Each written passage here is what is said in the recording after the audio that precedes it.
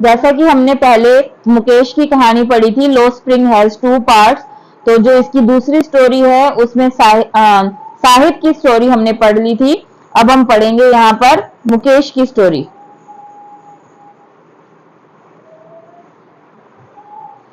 I want to drive a car. Mukesh insists on being his own master. I will be a motor mechanic, he announces. Starting line देखिए, यहाँ पर मुकेश क्या बोलता है, insist on being his own master, वो अपना खुद का मालिक बनना चाहता है। I will be a motor mechanic, he announces, वो ये अनाउंस करता है कि जब मैं बड़ा हो जाऊंगा, कामयाब हो जाऊंगा, तो मैं एक मोटर मैकेनिक बनूंगा। Do you know anything about cars, I ask, तो राइटर ने मुकेश से पूछा, तुम मोटर मैकेनिक बनना चाहते हो, क्या तुम्हें कार्स के बारे में कोई नॉलेज है? तो देखिए यहाँ पर मुकेश क्या जवाब देता है, I will learn to drive a car, कि मैं कार ड्राइव करना सीख लूंगा। He answers, looking straight into my eyes. Looking straight मतलब वो जो राइटर है उसकी आंखों में सीधा देखकर ये बात बोलता है। सीधा देखने का यहाँ मतलब है full of confidence. His dreams looms like a mirage amidst the dust of streets that fill his town Firozabad, famous for its bangles. लेकिन उसका जो सपना है, लूम्स लाइक अ मिरज एमिडस्ट, ऐसे लगता है कि वो एक ऐसी धूल की तरह है वो सपना, जो कि फिरोजाबाद की स्ट्रीट्स की अंदर फैली हुई है। एक ऐसा फिरोजाबाद जो कि कौन सी चीजों के लिए, कौन से बिजनेस के लिए फेमस है, बैंगल्स के लिए। Means Firozabad is the place where bangle making is the main profession. Every other family in Firozabad is engaged in making bangles. ऐसा कहा जाता है कि फिरोजाबाद में हर दूसरा परिवार बैंगल मेकिंग के काम में है। It is the centre of India glass blowing industry. यहाँ पर यह भी क्वेश्चन बनता है कि हमारे इंडिया का ग्लास ब्लोइंग इंडस्ट्री का सेंटर प्लेस कौन सा है, फिरोजाबाद। मीन्स कांच का सबसे बड़े लेवल का काम फिरोजाबाद की इंडस्ट्रीज में होता है। Where families have spent generations working around furnaces, जहां पर बहुत सारी फैमिलीज की जनरेशन खत्म हो गई है। फर्नेसेस मीन्स आग की भट्टियों के सामने काम करते हुए। यहाँ पर फर्नेसेस का वर्ड यूज इसलिए हुआ है क्योंकि फिरोजाबाद के अंदर जो बैंगल मेकिंग का काम है वो इन्हीं भट्टियों के पास बैठकर किया जाता है, इसी में उस कांच को पकाया जाता है। Welding glass making bangles for all the women in the land it seems. वहां पर चूड़ियों के ढेर को देखकर ऐसे लगता है कि जैसे इस धरती पर जितनी भी लेडीज हैं उनके लिए अगर बैंगल्स बनाई जाती होंगी तो वो इसी फिरोजाबाद में बनाई जाती होंगी। Mukesh family among of them, Mukesh की फैमिली भी उन्हीं में से एक है। None of them know that it is illegal for children like him to work in the glass furnaces with high temperatures.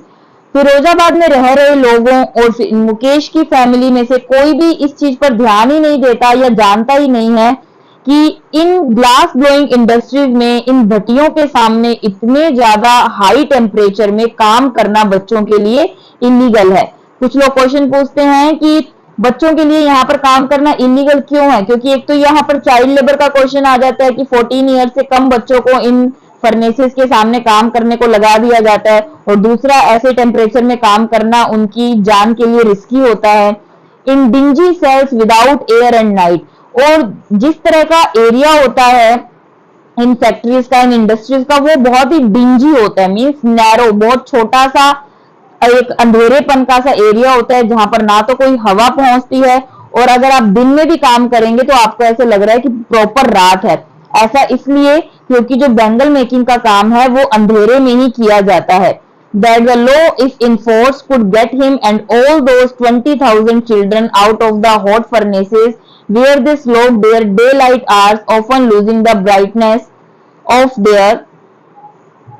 तो यहाँ पर देखिए ऐसा कहा जा रहा है कि that the law if enforced, कि अगर नियम बनाया जाए, कोई कानून बनाया जाए, तो could get him and all those 20,000 children, मतलब यहाँ पर ऑलमोस्ट कितने बच्चे काम कर रहे हैं, 20,000 बच्चे, उन्हें बाहर निकाला जा सकता है इन गर्म भट्टियों में से, इन गर्म भट्टियों के इन्वायरमेंट में से। Where they slog their daylight hours, slog का मतलब होता है वेस्ट कर देना या स्पेंड कर देना, जहां पर इन बच्चों ने अपने दिन के सारे घंटे लगा दिए हैं। Often losing the brightness of their eyes, और सबसे बड़ा यहाँ पर डेंजरस काम ये भी है कि इतने अंधेरे में काम करने की वजह से यहाँ के जो बच्चे होती हैं उनकी आंखों की चमक जो होती है वो भी धीमी पड़ जाती है। Mukesh eyes beam as he volunteers to take me home, which he proudly says is being rebuilt.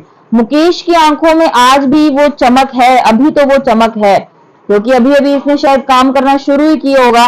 वो एक वॉलंटियर की तरह अपनी इच्छा से मुझे अपने घर में लेकर जाता है और मुझे बड़े प्राउड के साथ कहता है, क्या कहता है कि मेरा जो घर है इज बीइंग रीबिल्ट, वो फिर से बन रहा है। We walk down stinking lands choked with garbage. तो जब मैं मुकेश के साथ, राइटर बोल रही है, उसके घर को देखने जा रही थी तो हम, स्टिंकिंग का मतलब होता है बदबूदार, लेन्स मतलब स्ट्रीट्स, गलियां, चोक्ड विद गार्बेज ऐसी गलियां जो कि रुकी हुई थी, चौक हुई थी, किससे? कचरे के ढेर से।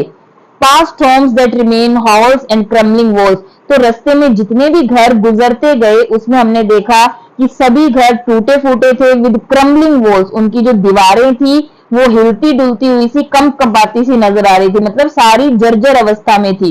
वोबली डोर्स, टूटे हुए हिलते हुए दरवाजे, उन घरों में ना कोई विंडो थी। Crowded with families of humans and animals.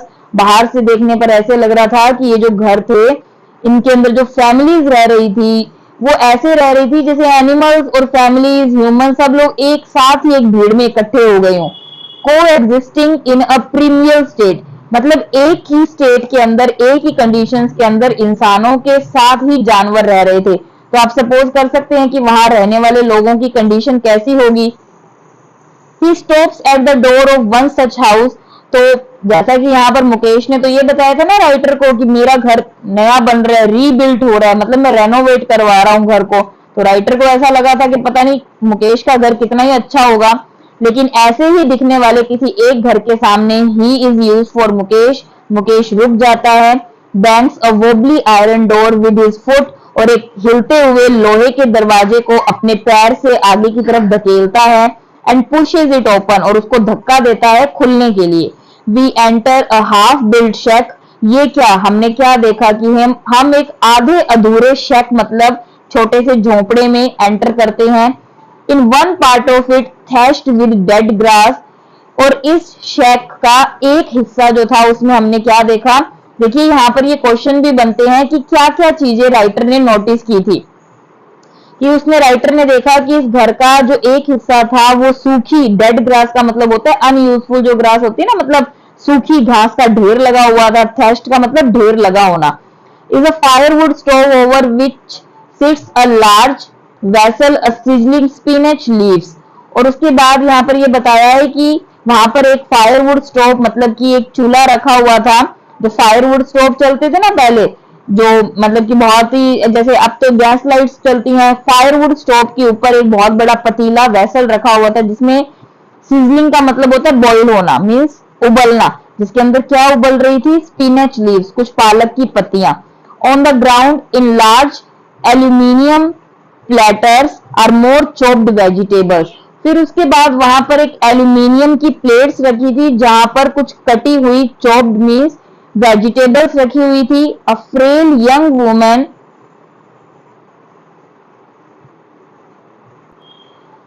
A frail young woman is cooking the evening meal. देखा, फ्रेल का मतलब क्या होता है? वीक सी, एक मुरझाई हुई सी, कमजोर सी दिखने वाली यंग वुमन क्या कर रही थी? अपनी फैमिली के लिए इवनिंग मील बना रही थी। Through eyes filled with smoke she smiles. हालांकि उसकी जो आईज थी वो स्टोव जला जलाकर ऐसे पूरे फोक से, धुएं से भरी हुई नजर आ रही थी, लेकिन फिर भी उसके चेहरे पर स्माइल थी। She is the wife of Mukesh Elder brother. तो आपसे पूछ लिया जाए कि वो फ्रेल यंग वुमन थी कौन, तो स्टूडेंट्स वो फ्रेल यंग वुमन मुकेश के बड़े भाई की वाइफ थी, मीन्स मुकेश की भाभी थी, सिस्टर इन लॉ थी। Not much older in year she has begun to command respect as the bahu. और उसको देखने पर ऐसे लग रहा था कि वो उम्र में कोई ज्यादा खास बड़ी नहीं थी, लेकिन इतनी सी उम्र में उसने एज ए एक रिस्पेक्टेड बहू की तरह घर के सभी कमांड्स को फॉलो करना शुरू कर दिया हो। The daughter in law of the house already in charge of the 3 man. और ये जो घर की बहू थी, डॉटर इन लॉ थी, इसके ऊपर उस घर के 3 बड़े बड़े मैंस की रिस्पॉन्सिबिलिटी थी। वो 3 पुरुष कौन कौन से थे? एक तो उसका हस्बैंड मीन्स मुकेश का बड़ा भाई, एक मुकेश खुद और एक मुकेश के father. When the older man enters, जैसे ही घर का बुजुर्ग आदमी आता है, she gently withdraws behind the broken wall, वो अपने आप को घर की एक टूटी हुई दीवार के पीछे विड्रॉ मतलब छिपा लेती है। जैसे कि कस्टम होता है ना कि घर के बड़े आ गए हैं तो उनके सामने बहुएं नहीं जाएगी, तो कुछ इस तरह का सिस्टम वहां पर भी था। And brings her veil close on her face, और veil का मतलब यहाँ पर होता है घूंघट, और अपने चेहरे को घूंघट से कवर कर लेती है। As custom demands, daughters-in-law must veil their faces before male elders, और ये जैसा कि कस्टम डिमांड करती थी कि घर की बहुओं को अपने से बड़ों के सामने अपने चेहरे को कवर रखना है। In this case, the elder is an impoverished bangle maker. impoverished bangle maker, अगर इस केस में जो घर का एल्डर है अगर वो impoverished bangle maker है, despite long years of hard labor first as a tailor, यहाँ पर उस एल्डर पर्सन की बात की जा रही है जो कि मुकेश के फादर है, जो कि एक जाने माने बैंगल मेकर है, जिन्होंने अपनी पूरी लाइफ बहुत ज्यादा लेबर किया। उन्होंने अपनी लाइफ की स्टार्टिंग की एज अ टेलर, बाद में वो एक बैंगल मेकर बन गए। He has failed to renovate a house, पूरी जिंदगी मेहनत करने के बावजूद भी मुकेश के फादर कभी भी अपने घर की मरम्मत नहीं करवा पाए हैं। Send his two sons to school, इतना ही कर पाए हैं कि अपने दो बेटों को स्कूल भेज दें। All he has manage to do is teach them what he knows, और सिर्फ इतना ही कर पाए हैं कि जो उनके फादर को आता है कम से कम वो हम अपने बच्चों को सिखा दे। और उसके फादर को क्या आता था? The art of making bangles. तो यहाँ से हमें क्या पता चलता है कि मेनली इन लोगों के फादर्स को, एंसेस्टर्स को यही काम आता था। इतना पैसा नहीं होता था कि बच्चों को कोई दूसरा काम करवा कर दिया जाए, तो generation to generation bangle making का काम ही नेक्स्ट जनरेशन में ट्रांसफर हो जाता था। It is his karam, his destiny, says Mukesh grandmother, who has watched her own husband go blind with the dust from polishing the glass of bangles. Side में मुकेश की दादी भी बैठी होती है और वो एक सेंटेंस यूज करती है कि यही उसका कर्म है, यही उसका भाग्य है। ये बात इसलिए बोल रही है क्योंकि उसने खुद के हस्बैंड को मींस मुकेश के दादाजी को यही ग्लास बैंगिंग इंडस्ट्री में काम करते हुए देखा है और काम करते करते अंधे होते हुए भी देखा है। Can a God given lineage ever be broken, और वो आगे जो मुकेश की दादी है वो ये लाइन भी ऐड करती है कि क्या ये जो एक लाइन बनी हुई है कि मेरे हस्बैंड ने भी ये काम किया, मेरा खुद का बेटा ये काम कर रहा है, ठीक है, बेटे के बेटे ये काम कर रहे हैं और कोई काम है ही नहीं करने को, तो क्या ये जो भगवान ने हमें एक लाइन दे दी है कि हमें इसी काम में रहना है, क्या ये लाइन कभी टूट पाएगी? She implies. Born in the caste of bangle makers, they have seen nothing but bangles. इन लोगों का जन्म चूड़ी बनाने वाली कास्ट में हुआ है। They have seen nothing. उन्होंने चूड़ियों के अलावा कुछ देखा ही नहीं है। इन द हाउस, घर में भी चूड़ियां दिखती है सारा दिन। इन द यार्ड, गलियारों में भी। दूसरे के घर में चले जाए तो वहां पर भी इन्हीं चूड़ियों के ढेर नजर आते हैं। एवरी अदर यार्ड, हर किसी दूसरे घर के आंगन में। Every street in Firozabad, Firozabad की गलियों में भी। स्पाइरल्स ऑफ बैंगल्स, इन बैंगल्स के गुच्छे। Sunny gold, paddy green, royal blue, pink, purple, every colour born out of the 7 colours of the rainbow. मतलब यहाँ पर उन बैंगल्स के कलर्स बताए हैं कि कोई गोल्डन कलर की bangles, green, royal blue, pink, purple, हर जो कलर है इंद्रधनुष में हर रंग की अलग अलग जो बैंगल्स है वो यहाँ देखने को मिल जाएगी। लाई इन माउंट्स इन अनकेम्प्ड यार्ड्स, गलियारों के अंदर इन बैंगल्स के ऐसे ढेर लगे हुए हैं। Are piled on 4 wheeled hand carts, जो 4 व्हील्ड गाड़ियां होती है ना, जैसे जिन्हें हम धक्का देकर चलाते हैं, उन 4 पहिया गाड़ियों के अंदर भी इन हाथ से बनी बैंगल्स के ही पूरी पाइल मतलब कि ढेर लगे रहते हैं। Pushed by young man along the narrow lanes of the shanty town, ऐसे देखा जाता है कि जो युवा लड़के हैं वो इन 4 पहिया वाहनों को धक्का देते हैं छोटी छोटी गलियों में से, और उन जिनको अपने रेडी बोलते हैं उन रेडियों को शैंटी टाउन में से लेकर इधर से उधर बेचने निकलते हैं। And in dark hutments next two lines of flames of flickering oil lamps, और जो यहाँ पर जो झोपड़ियां हैं जिनमें अंधेरे हैं, अंधेरा इसलिए क्योंकि लोग अपने घरों के अंदर उन झोपड़ियों में यही बैंगल मेकिंग का काम करते हैं और बैंगल मेकिंग का काम अंधेरे में होता है। तो वहां पर मतलब कि छोटे छोटे ऑयल लैंप्स उनके घरों में जलते हुए उनकी फ्लेम्स फ्लिकर करती हुई दिखती है। देखा जाता है कि उन फ्लेम्स के आगे कुछ लड़के कुछ लड़कियां with their fathers and mothers अपने मम्मी पापा के साथ बैठे रहते हैं, welding pieces of coloured glass into a circle of bangles, और बैंगल्स के सर्कल्स बनाते हैं, उनको शेप देते हैं, कलर करते रहते हैं। Their eyes are more adjusted to the dark than to the light outside. यहाँ पर एक बहुत ही अच्छा स्टेटमेंट राइटर यूज करता है कि उनकी जो आंखें हैं, जैसे हमें अंधेरे में एडजस्ट करना पड़ता है ना, उन लोगों का एडजस्टमेंट अंधेरे के साथ इतना ज्यादा हो गया है कि उन्हें लाइट में एडजस्टमेंट करना पड़ता है, मतलब उन्हें लाइट में कम दिखाई देता है और अंधेरे में उनके बिल्कुल साफ दिखाई देता है, क्योंकि उनकी आईज का एडजस्टमेंट अंधेरे के साथ वैसा ही हो गया है, क्योंकि उन्होंने अंधेरे में ही काम किया है सारी उम्र। तो हर घर में सुबह शाम अंधेरा ऑयल लैंप्स जलते हुए दिखाई देते हैं। That is why they often end up losing their eyesight before they become adults. यही सबसे बड़ा कारण है कि ये बच्चे जब तक अडल्ट होते हैं, समझदार होते हैं, इनकी आंखों की रोशनी पूरी तरह से जा चुकी होती है, क्योंकि इसका मेन रीजन ये होता है क्योंकि इन्होंने अपना मोस्ट ऑफ द टाइम अंधेरे में ही निकाला होता है।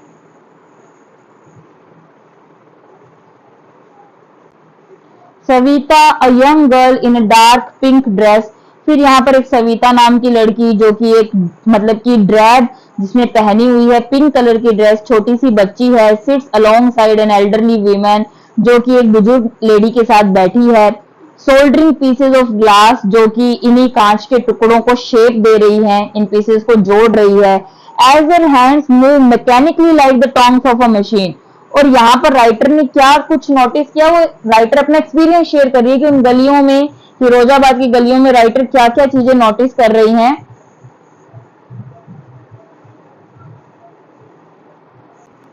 तो वो कह रही है कि उस लड़की के हाथ एक मशीन की तरह काम कर रहे हैं, जैसे मशीन जल्दी जल्दी काम करती है ना, वैसे वो लड़की मैकेनिकली उन पीसेस को जोड़ रही है, ऐसा लग रहा है जैसे कोई मशीन काम कर रही हो। I wonder if she knows the sanctity of the bangle she has made.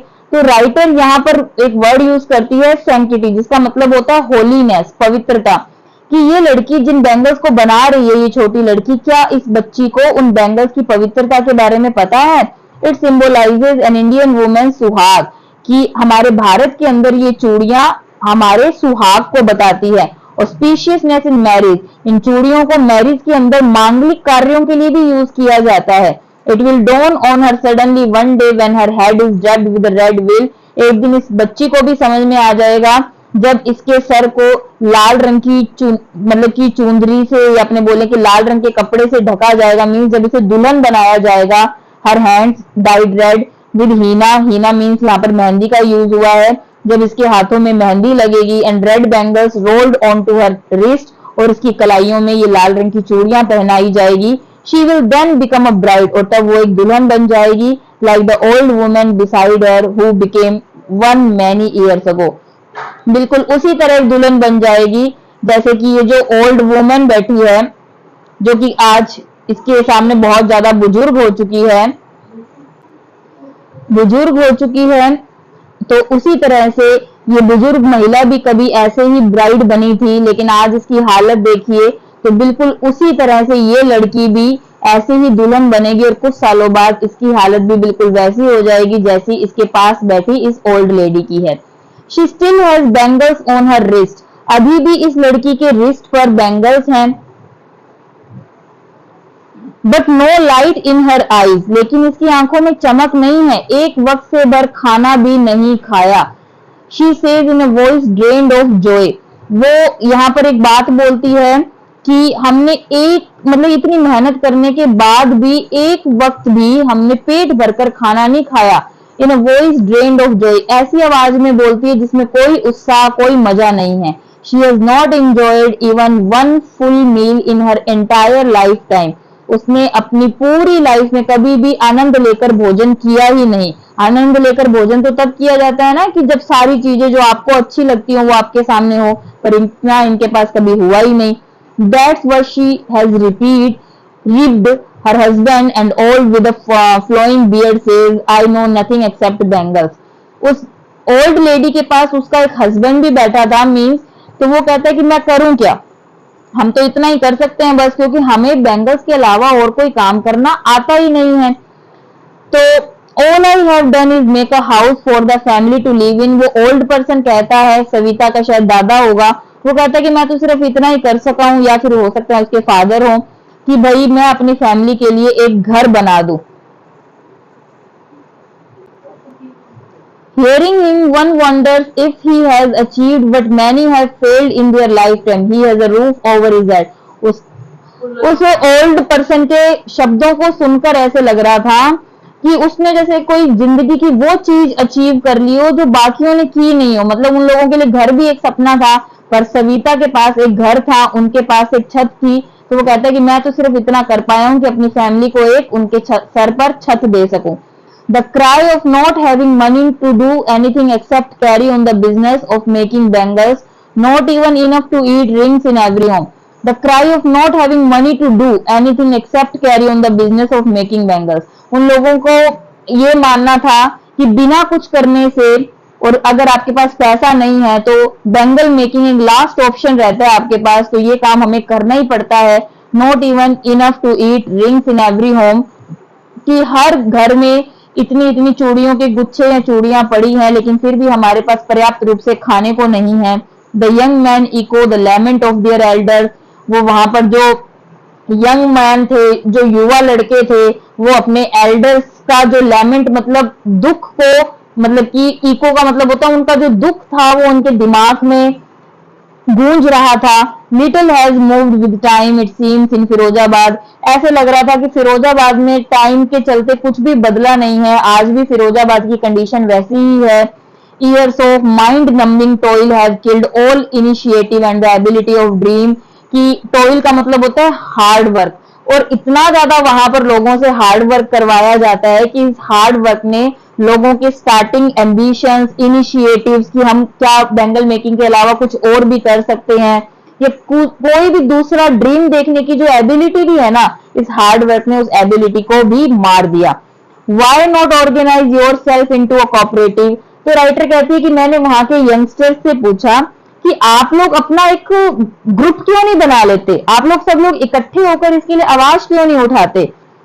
I asked a group of young men who have fallen into the vicious का मतलब होता है जैसे षड्यंत्रकारी circle of middle man who trapped their fathers and forefathers, कि आप लोग इकट्ठे हो जाओ और जिन लोगों ने तुम्हारे फादर, तुम्हारे दादा को मतलब कि इस सर्किल के अंदर, इस विशियस सर्किल के अंदर फंसाया, वो जो बिचौलिए लोग थे, जो मिडिल मैन थे, आप लोग उनके खिलाफ आवाज उठाओ। तो even if we get organize, तो उन यंगस्टर्स में से कुछ यंगस्टर्स कहते हैं कि अगर हम लोग इकट्ठे हो भी गए ना, we are the ones who will be hold up by the police. तो अगर हम इकट्ठे हो गए तो हम वही लोग होंगे जिन्हें पुलिस, होल्ड अप का मतलब होता है घसीटते हुए ले जाना, beaten and drag to jail for doing something illegal, और हमें इस तरह से घसीट कर जेल में डाल दिया जाएगा जैसे कि हमने कोई इलीगल काम कर दिया हो। They say there is no leader among them. वो कहते हैं कि हमारे बीच में खड़े होने वाला कोई लीडर भी तो नहीं है ना। No one who could help them see things differently. हमारे बीच में ऐसा कोई नहीं है जो चीजों को अलग पर्सपेक्टिव से देख सके, अलग नजरिए से देख सके। Their fathers are as tired as they are. उनके फादर्स उतने ही थके हुए हैं जितने वो इस यंग एज में थके हुए हैं। तो कहते हैं कि हम हमारी यंग एज में इतने थक गए, हम क्या करेंगे। They talk endlessly in a spiral that moves from poverty to apathy to greed and to injustice. ऐसे लग रहा था कि कभी वो लोग इन स्पाइरल्स, इन गुच्छों के बारे में बात करते हैं, वहां से निकले तो गरीबी के बारे में, गरीबी से निकले तो अपैथी, दुख के बारे में, लालच, इनजस्टिस, बस इन्हीं चीजों में वो लोग फंस के रह गए हों। Listening to them I see two distinct words. उन सब की बातें सुनकर मैंने यहाँ पर दो अलग अलग वर्ड देखे। One of the family caught in a web of poverty, कि एक तो यहाँ के लोगों के जो परिवार हैं वो गरीबी के अंदर फंसे हुए हैं। Burden by the stigma of caste, और उनके ऊपर किस चीज का एक स्टिग्मा लगा हुआ है, उनकी कास्ट का। विच दे आर बोर्न, ऐसी कास्ट जिसमें उनका जन्म हुआ है। The other vicious circle of the साहूकार, और दूसरा रीजन है कि जो ये विशियस सर्किल है साहूकार का, मिडिल मैन का, पुलिस मैन का, या द कीपर्स ऑफ लॉ, कानून के रक्षकों का। द ब्यूरोक्रेट्स का एंड द पॉलिटिशियंस का, together they have imposed the baggage on the child that he can not put down, कि इन लोगों ने इन बच्चों पर इतना बोझ लाद दिया है जिस बोझ को ये लोग कभी उतार ही नहीं सकते। Before he is aware he accepts it as naturally as his father, पर जब तक ये समझदार होंगे, जब तक ये समझेंगे, तब तक ये इनकी अवेयरनेस जागेगी, तब तक तो ये बिल्कुल इस चीज को एक्सेप्ट कर लेते हैं जैसे इनके पेरेंट्स ने किया था। To do anything else would mean to dare and daring is not a part of his growing up. अगर वहां पर कोई हिम्मत भी करेगा दूसरा काम करने का तो इसका मतलब उसका ग्रोन अप वहीं पर रुक जाएगा, क्योंकि फिरोजाबाद में डेयरिंग करना ग्रोन अप होना नहीं है।